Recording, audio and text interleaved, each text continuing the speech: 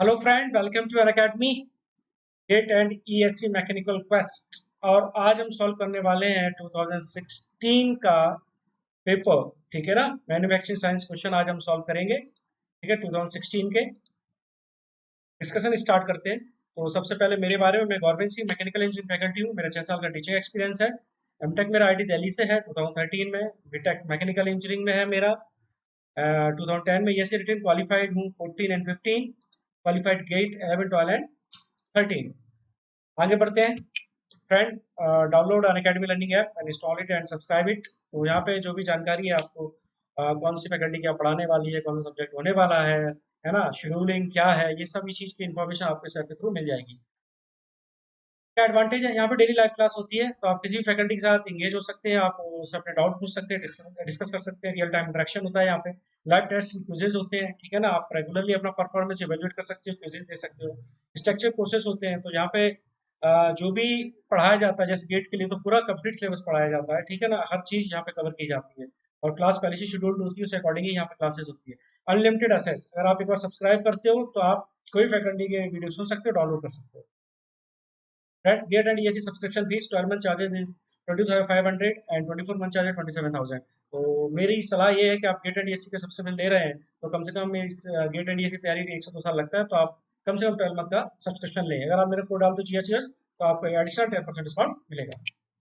Friends, discussion start करते हैं। GATE 2016 manufacturing science questions part 1। 16 में जो पेपर हुआ था वो 3 सेशन में हुआ था। कितने? 3 सेशन में। तो मैं इसको 2 पार्ट में डिस्कस कराऊंगा। पार्ट 1 में पार्ट और पार्ट 2 में कुछ पार्ट। ठीक है ना, तो डिस्कशन स्टार्ट करते हैं, आगे बढ़ते हैं। पहला है कि part of getting system which regulate the rate of pouring of molten metal is pouring basin, runner, choke and is get. ये बताना है आपको। तो सिंपल सा, मैंने आपको अपने जो लेक्चर हुआ है गेटिंग सिस्टम का, मैंने आपको वहाँ पे डिजाइन प्रोसीजर लिखा हुआ है। Design, what is the design procedure. Design procedure simple सा, सबसे पहले पोरिंग टाइम कैलकुलेट करते हैं। पोरिंग टाइम है ना, कितने टाइम में हमको इसको पोर करना है, उसके अकॉर्डिंग फिर हम एरियाज लेते हैं। तो मिनिमम एरिया कहाँ पे होगा, तो उसको बोलते हैं चौक एरिया। चौक एरिया कैलकुलेट करते हैं, स्क्रू के डायमेंशन हम निकालते हैं। तो मैंने आपको सभी स्टेप यहाँ पे लिखा ही है। तो चौक एरिया से हम ये बता सकते हैं कि सिस्टम कैसा प्रेशराइज्ड है या अनप्रेशराइज्ड है, मिनिमम कंस्ट्रक्शन एरिया कौन सा हमारा होने वाला है ना। और कौन सा मिनिमम कंस्ट्रक्शन एरिया आपका किस क्या करता है, rate of pouring of molten metal को कंट्रोल करता है ना, तो अनप्रेशराइज्ड। तो प्रेशराइज कब बोलेंगे फ्रेंड्स, जब आपका minimum cross section area gate पे हो तो प्रेशराइज्ड बोलेंगे। और जब मिनिमम क्रॉस सेक्शन एरिया कहाँ पे हो, स्क्रू एंड पे हो, तो अनप्रेशराइज्ड बोलेंगे। सिंपल सा, of will be your answer. Non traditional machining में आप ये बताइए किसमें वैक्यूम रिक्वायर्ड करता है। फ्रेंड्स, इलेक्ट्रोकेमिकल में केमिकल मशीनिंग होती है। यहाँ पे भी इलेक्ट्रो डिस्चार्ज में क्या होता है, मेल्टिंग एंड इवापोरेशन से आपका क्या होता है, मशीनिंग होती है। Melting and evaporation is a basic mechanism in EDM process. ठीक है ना। तो हमारा एक ऑप्शन बचता है electron beam machining. Electron beam machining में एक ट्यूब होती है, इलेक्ट्रॉन ट्यूब, उसी के अंदर आपकी मशीनिंग होती है। जब इलेक्ट्रॉन्स मूव करते हैं इनके डायरेक्शन में इस तरीके से, तो इनके जो पाथ में कोई भी अगर पार्टिकल आ जाएगा तो मशीनिंग प्रॉपर नहीं होगी और ये ट्रेवल नहीं कर पाएंगे। तो इसीलिए हम क्या करते हैं, यहाँ पे वैक्यूम क्रिएट करते हैं जिससे कि मशीनिंग आसानी से हो सके ईवीएम। ठीक है ना, समझ में आया, आगे बढ़ते हैं। In an orthogonal cutting process, the tool used has the rake angle of 0 degree. 0 degree rake angle दिया है। Measured cutting force thrust force आपको गिवन है। तो आपको क्या गिवन है, Ft equal to 250 newton and Fc equal to 500 newton. Friends, ये given है। इन क्वेश्चन को सॉल्व करने के लिए आप एक चीज ध्यान रखना कि आपको मर्चेंट सर्किल डायग्राम बनाना आना चाहिए। Merchant circle is used case of metal cutting for the force analysis. और एक तरीके से हम जब मिनिमम पावर कंजप्शन के लिए क्या एंगल्स होना चाहिए उसके बीच में रिलेशन बताया किसने, मर्चेंट ने। वो क्या है, ये मिनिमम पावर कंजप्शन केस में एंगल्स के बीच में ये रिलेशन आता है। ठीक है, किस तरीके से फोर्स लगते हैं इसमें, तो इस तरीके से हम फोर्स फोर्स डायग्राम बनाएंगे। थोड़ा सा आप कैसे बनाइए इसको फ्रेंड्स। ये हो गया इस तरीके से, ये शेयर फोर्स हो गया फाई एंगल पे, शेयर एंगल पे। ये लैम्डा माइनस अल्फा हो गया। हम पहले ये देखते हैं, ये लैम्डा हो गया और अल्फा क्या है, rack angle, back rack angle, ये अल्फा हो गया। वैल्यूज मैंने लिख दी, ये एंगल हो गया, लैम्डा माइनस अल्फा हो गया। ये क्या है फ्रेंड्स, एफ सी हो गया। ये क्या है फ्रेंड्स, एफ टी हो गया। ये क्या है, आर की वैल्यू फ्रेंड्स। ये क्या है, एफ है। ये क्या है, एन है। ठीक है, आपका पूरा डायग्राम बन गया। ठीक है ना, तो आप ये डायग्राम जरूर याद रखिए। अब यहाँ से आप निकाल सकते हैं इसलिए टेल लैम्डा माइनस अल्फा क्या होगा friends, F T by F C, है ना। अल्फा जीरो है तो टेल lambda is equal to mu, इसी कोफिशिएंट ऑफ फ्रिक्शन बोलते हैं। तो यहाँ पर आपका सीधा 250 बाई 500, ये आंसर हो जाएगा 0.5। वेरी सिंपल, ठीक। पर्सन सर्किल बहुत इंपॉर्टेंट है ना, ध्यान रखिए। फोर्स एनालिसिस के लिए यूज करते हैं, कहाँ किस तरीके से फोर्स आपके एक्ट हो रहा है अलॉन्ग द चिप, है ना, या टूल, है ना, दोनों चिप एंड टूल पे, है ना। इसके बाद जब हम इसको मिनिमम पावर कंजम्पशन के लिए हम जब कैलकुलेट करते हैं तो एंगल्स के बीच में ये रिलेशन दिया मर्जेंट में, ठीक है फ्रेंड्स। ये जो क्वेश्चन है सिविल सर्विसेज मेंस में पूछा जा चुका है, आईएफएस में पूछा जा चुका है ना, गेट में पूछा जा चुका है, ईएस में पूछा जा चुका है, सभी में पूछा जा चुका है। बहुत सिंपल क्वेश्चन है, कुछ है नहीं इस क्वेश्चन में। कांस्टेंट आपको v to power 0.14, f to power 0.7, d to power 0.4 ये गिवन है, ठीक है। तो ये एक्सप्रेशन हमको गिवन, तो इसके ऑप्शन में क्या कांस्टेंट निकाल सकते हैं? बिल्कुल निकाल सकते हैं। 45 इंटू 2 लाइक 30 टू पावर 0.14, है ना। f कितना है 0.3 टू पावर 0.7, और डी कितना है 2 टू पावर 0.4। फ्रेंड्स ये मैंने क्या किया यहाँ पे, कुछ नहीं, पहले कांस्टेंट की वैल्यू निकाल ली है, फिर आपको ये पूछा गया है, ये एक्सप्रेशन गिवन है आपको, टूल लाइफ इक्वेशन गिवन है, इस फॉर्म में टूल की लाइफ चेंज होती है। अब इसके बाद आपसे पूछा गया है कि स्पीड ऑफ फीड और डेप्थ ऑफ कट में अगर हम इंक्रीज कर दें कितना 25% का, तो टूल लाइफ कितनी होगी? सिंपल क्वेश्चन है यार। तो हम कांस्टेंट यहाँ से निकाल चुके, कांस्टेंट कितना है फ्रेंड्स 45.84 समथिंग, ठीक है। जब कांस्टेंट आ गया तो अब हमको क्या करना है, फिर से यही इक्वेशन को लेना है। तो इसमें v को बढ़ाया है क्या, v को बिल्कुल बढ़ाया 25%, तो कैसे लिखेंगे हम 45 इंटू 1.25, ये अपनी नई वैल्यू हो गई, ठीक है ना। इसी तरीके से टाइम हमको निकालना है फ्रेंड्स, है ना। फीड कितना है, फीड आपका 0.35 इंटू 1.25 बढ़ा दिया मैंने जो बोला क्वेश्चन में। डेप्थ कितना है 2 इंटू 1.25 फ्रेंड्स, इसको भी मैंने क्या किया, बढ़ा दिया जो बोला है क्वेश्चन में 0.7, और इक्वल टू किसके है, कांस्टेंट, कांस्टेंट वैल्यू कितनी है 4.84। जब आप इसको सॉल्व करोगे तो टू लाइफ यहाँ से आ जाएगी आपकी, it's comes out to be what 1.06 minute, ठीक है। आगे बढ़ते हैं फ्रेंड, सिलेंड्रिकल राइजर है, ठीक है ना, और हमको राइजर की डायमेंशन निकालना है, मॉडुलस मेथड से निकालना है पहली चीज ये। तो हमको कास्टिंग के डायमेंशन गिवन है, बिल्कुल गिवन है, कास्टिंग के डायमेंशन क्या गिवन है, डाया 200 mm, ठीक है। और इसके बाद हाइट का कुछ 100 mm गिवन है, ठीक। जब हाइट जो आ गया आपका, ठीक है। अब आपको पूछा है, पहले तो मॉडुलस मेथड क्या होता है, एम्पेरिकल रिलेशन क्या होता है मॉडुलस मेथड का, M R equal to 1.2 M C. ये मॉडुलस, मॉडुलस क्या होता है, inverse proportion of cooling characteristic, that is cooling characteristic. Then cooling characteristic क्या होता है, it is the ratio of surface area to the volume of casting riser, ठीक है। तो इस केस में अब मैं बात करूं तो volume by surface area of riser equal to 1.2 time of volume to surface area of what, casting friend. यहाँ से रिलेशन मिल गया, ध्यान रखिए आप। Modulus is inversely proportional of cooling casting, cooling characteristic. Cooling characteristic क्या होता है आपका, सरफेस एरिया टू वॉल्यूम, तो उसका इनवर्स हो जाएगा B by surface area to riser. यहाँ पे मैं डायरेक्टली पुट कर दिया, ये आपको मिल गया। जब आपके डायमेंशन डी और एच इक्वल होता है, इन केस ऑफ राइजर में आपने जो इक्वल दिया है, तो आपका ये क्या बनेगा, डी बाई 6 1.2। क्या वॉल्यूम ऑफ कास्टिंग और सरफेस एरिया टू कास्टिंग निकाल सकते हैं? बिल्कुल निकाल सकते हैं फ्रेंड। कैसा शेप दिया है हमको, सिलेंड्रिकल शेप दिया है, तो आराम से यहाँ से आ जाएगा। और जब आप डाया कैलकुलेट करोगे तो बहुत इजीली डाया आपको यहाँ से मिल जाएगा, और डाया की वैल्यू आएगी 150, ठीक है ना। बस सिंपल क्वेश्चन है। तो volume to surface area of casting, चलो मैं बता दे रहा हूँ आपको, वॉल्यूम टू सरफेस कास्टिंग क्या होगा, वॉल्यूम 5/4, डी स्क्वायर कितना है 200, इंटू एच कितना है 100, सिंपल। यहाँ पे सरफेस एरिया सिलेंड्रिकल है, तो 5/4 इंटू 200 का होल स्क्वायर इंटू 2 ऊपर नीचे, पाई इंटू 200 इंटू 100, इसको कैलकुलेट कर लेना। हाँ, इसको कैलकुलेट कर देना किसके 1.2 मल्टीप्लाई करके, इसको बाई 6, यहाँ से डाया ऑफ राइजर आपको मिल जाएगा, सिंपल। आगे बढ़ते हैं फ्रेंड, ज्योमेट्री टेस्ट किसके लिए यूज होता है, हार्ड नेबिलिटी के लिए, है ना। इसमें कॉइल होती है इस तरीके की स्पाइरल कॉइल, यूज करते हैं, कितना आपका मेटल यहाँ पे फ्लो हुआ है, कितनी जल्दी सॉलिडिफाई हुआ, कास्टिंग का पार्ट है, ठीक है। बाद आ जाइए next question, optimal condition of the process, the temperature experience by a copper workpiece in fusion welding brazing and soldering are such that, क्या होगा। तो अवश्य बात है, फ्यूजन में टेम्परेचर आपका हमेशा ज्यादा रहेगा, है ना। ब्रेजिंग में क्या रहता है टेम्परेचर, ब्रेजिंग में जनरली आपका टेम्परेचर रहता है अबव 427 डिग्री, मेटल मोल्ट होता है, then it's fill into the capillary. और जो सोल्जरिंग होता है उसका टेम्परेचर क्या रहता है, लेस देन 427 डिग्री सी, तो ब्रेजिंग में ज़्यादा होगा, सोल्डरिंग में उससे कम होगा, और इसमें तो सबसे ज़्यादा होता ही है, आज़ाद हो जाती है 3000, ठीक है ना। तो ये आप तरीके से आपको शिकन बन जाएगा, तो याद रखिए, ठीक है ना। आप ज़्यादा होता है इससे, इसमें इससे कम पे ऑपरेट करते हैं। बाजार में जाते हो आप जब टीवी सुधरवाने या कंप्यूटर वगैरह, तो सोल्डरिंग ऑपरेशन होता है वहाँ पर, देखा आपने, वही ऑपरेशन है।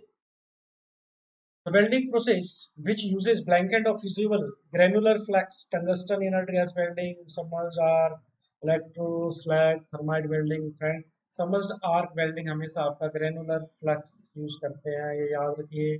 टंगस्टन इनर्ट गैस में कुछ यूज नहीं करते, केवल इनर्ट गैस यूज होता है ना, जिससे कि बाहर की चीजों से रिएक्ट ना कर पाए, है ना। समझ आर्क वेल्डिंग में ग्रेनुलर फ्लक्स होता है, ये रिएक्ट करता है, मोटर मेटल आपको मिल जाता है, फ्लक्स और स्लैग ऊपर रहता है, ठीक है, ये हमेशा इसके अंदर पूरा ऑपरेशन चलता है इसका, याद रखिए। तो following data is applicable for turning operation, length of job आपको गिवन है, डाया गिवन है, फीड रेट गिवन है, सब गिवन है, मशीनिंग टाइम आपको पूछा है फ्रेंड्स, ठीक है ना, सिंपल क्वेश्चन है, ठीक है।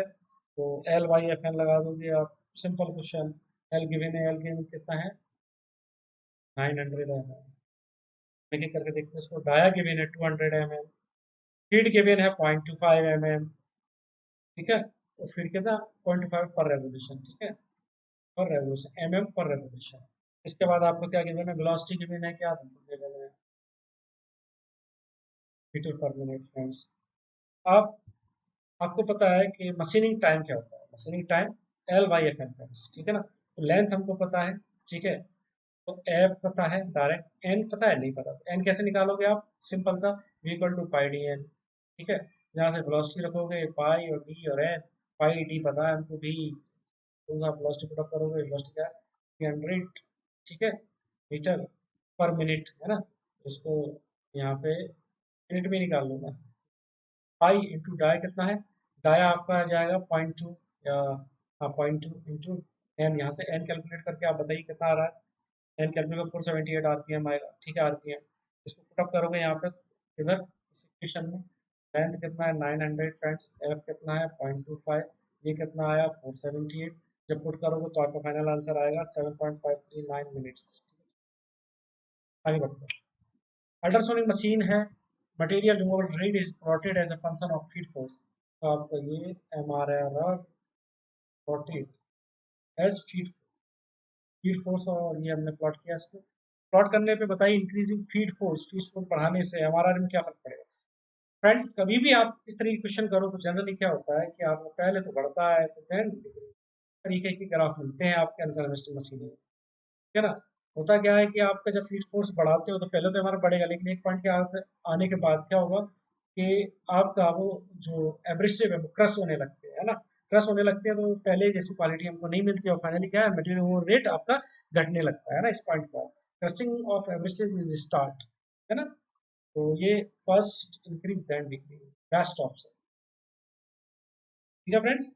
आगे बढ़ते हैं, ग्रे कास्ट आयरन ब्लॉक है, सबसे पहले तो ग्रे कास्ट आयरन, है ना। तो इसमें पैटर्न की मैं बात करूं फ्रेंड्स तो क्या होगा, ये सॉलिडिफिकेशन के बाद इसका एरिया कम होता है या बढ़ता है, मैं फ्रेंड्स ये एक्सपांड होता है, एक्सपांड क्यों होता है सॉलिडिफिकेशन के बाद, बिकॉज ऑफ ग्रेफाइटेशन, बिकॉज ऑफ ग्रेफाइटेशन, ग्रेफाइटेशन के कारण ये एक्सपांड होता है, बहुत ज्यादा इसमें ग्रेफाइट फ्लेक्स पाए जाते हैं, जिनका नेचर क्या रहता है, और सॉलिडिफिकेशन दे देगा एक्सपांड, सिंपल सा, है ना। जैसे पानी है ना, वाटर, वाटर की क्या टेंडेंसी है, वो भी एक्सपांड होता है ऑन सॉलिडिफिकेशन, ठीक है ना, आप देख लो। तो अब आपको ये पूछा है कि ratio of volume of pattern, pattern के volume to the volume of casting, तो पैटर्न क्या है स्लाइटली कम बनेगा, 3% का श्रिंकेज है, तो बचा कितना 0.97, अगर मैं वॉल्यूम निकालूंगा किसका, कास्ट ब्लॉक का, तो 0.97 इंटू 100, ठीक है, और 0.97 इंटू 100, इसके बाद इसका भी 0.97 इंटू 50, इसका भी 0.97 इंटू 10, ये किसका एरिया हो जाएगा, तुम्हारा वॉल्यूम पैटर्न, ठीक है, सिंपल सा वॉल्यूम ऑफ पैटर्न यहाँ से हमको मिल जाएगा, तो वॉल्यूम ऑफ पैटर्न हमको मिल जाएगा, पॉइंट यहाँ पे लिख ही ले रहा है 0.97 इंटू 10, ये पैटर्न का आपको वॉल्यूम मिल गया 0.97, है ना, श्रिंकेज कितना है 0.3, तो आप पैटर्न क्या स्लाइटली छोटा बनाओगे, सिंपल सा है ना, छोटा बनाओगे, बाकी सब में क्या है बड़ा बनता है, क्योंकि उस बाद में मेटल श्रिंक होता है ऑन, याद रखना, बहुत इंपॉर्टेंट क्वेश्चन है ग्रे कास्ट आयरन में, ठीक है ना, याद रखना, बहुत इंपॉर्टेंट, बाकी सबका रेशियो 1 से ऊपर आएगा, इसका में रेशियो जो है 1 से कम आएगा, ठीक है। और मल्टीप्लाई बाई 100 इंटू 50 इंटू 10, ये किसका वॉल्यूम होगा, वॉल्यूम ऑफ कास्टिंग। तो फाइनली आपको मिलेगा 0.913, जो करेक्ट आंसर। याद रखना बहुत इंपॉर्टेंट है। पर certainty of the cost of metal cutting is rupees, दिया हुआ है आपको 18 थी, है ना। ये इसके बाद आपको टूल की कॉस्ट दी है, ये किसकी कॉस्ट है, मेटल कटिंग कॉस्ट है ना, मेटल कटिंग कॉस्ट। और ये टूल कॉस्ट, एम लिखो इसको, मेटल कटिंग कॉस्ट, और C T tool cost 70 into V, simple है। तो ये पूछता है कि v is the cutting speed in metre per minute, t is the tool life in minute. The Taylor's tool life equation ये हमको use करना है, v to power 0.25 equal to 150 man, है ना। Cutting speed in for minimum total cost, friends हमको पता है total cost क्या हो जाएगी, सिंपल सा, बहुत सिंपल क्वेश्चन है। 18 C by V plus 217 C by T V, ये टोटल कॉस्ट हो गई। तो इसमें हमको ये पूछा है कटिंग स्पीड क्या होगी मिनिमम। तो टोटल कॉस्ट के केस में मिनिमम कटिंग स्पीड क्या होगी या मिनिमम टोटल कॉस्ट क्या होगी, और विच का से ऑप्टिमम कटिंग स्पीड निकालना फॉर मिनिमम कॉस्ट। तो जब भी मिनिमम कॉस्ट निकालना हो हमको या कुछ भी चीज निकालना हो मिनिमम, तो हम क्या करते हैं, विद रिस्पेक्ट टू क्या ऑप्टिमम करना है, स्पीड, तो विद रिस्पेक्ट टू स्पीड इसको डिफरेंशिएट करेंगे और इक्वल टू 0 करेंगे। ये हमारा बेसिक कंसेप्ट है। मिनिमम कॉस्ट के लिए इसका मिनिमम कंडीशन निकालना पड़ेगी, तो उसके लिए किस ऑप्टिमम वेलोसिटी पे मिनिमम आएगा पहले वो निकालेंगे हम, ठीक है, उसको पुटअप कर देंगे तो टोटल कॉस्ट मिल जाएगी। तो हम यहाँ से ये, अब देखिए ये जो टूल लाइफ है ये किस में है, ये टी को रिमूव कर दो, वी के फॉर्म में पूरी इक्वेशन ले आओ, है ना। तो सी तो आपका कांस्टेंट है तो इजीली हट जाएगा, तो theta C by V plus 270 T by T को यहाँ से हटा दो, 150 यहाँ से अगर आप टी निकालोगे तो क्या होगा, T equal to 150 by, sorry 150 by V to power 1 by 0.25, तो 150 इंटू वी टू पावर 4, ये टी आ गया। टी की वैल्यू आप इस इक्वेशन में पुट करोगे, इसको एक बार डिलीट करते हैं, इरेज करते हैं, इरेज, ठीक है। तो जब हमारा टोटल कॉस्ट की मैं बात करूँ, टोटल कॉस्ट हो जाएगा अपना 18 C by V plus 270 C by T V, है ना। टी को मैंने रिमूव किया, तो टी को रिमूव करने पे यहाँ से क्या आया, इस इक्वेशन पे हमसे 150 अपॉन वी टू पावर, ठीक है, यहाँ पुटअप करोगे तो टी के फॉर्म में आ जाएगा पूरा equation, V plus 70 C by V into 150 by V to power 4। Friends ये आ गया, इसको डिफरेंशिएट करोगे with respect to what, velocity, है ना, for minimum, human condition minimum cost निकालना है हमको, तो इस पूरे इक्वेशन को भी हम वी के साथ डिफरेंशिएट करेंगे, है ना। तो इसके डिफरेंशिएट करने पर हमको कुछ वैल्यू मिलेगी, ठीक है। तो वी की वैल्यू कितनी आएगी, 57.91 मीटर पर मिनट, ये आपको वैल्यू मिलेगी। तो आपसे पूछ रहा है कि the total Taylor this the cutting speed case of total minimum cost, तो कटिंग स्पीड क्या हो जाएगी 57.93, इसको कैलकुलेट करके लिखना आपके पास, ठीक है ना, ये आंसर आएगा metre per minute. This is your right answer, correct answer, है ना। Thank you very much friend, है ना। पार्ट सेकेंड में हम अपना डिस्कस करेंगे आगे के क्वेश्चन, ठीक है ना। Subscribe Unacademy learning app for my coach, yes, thank you very much.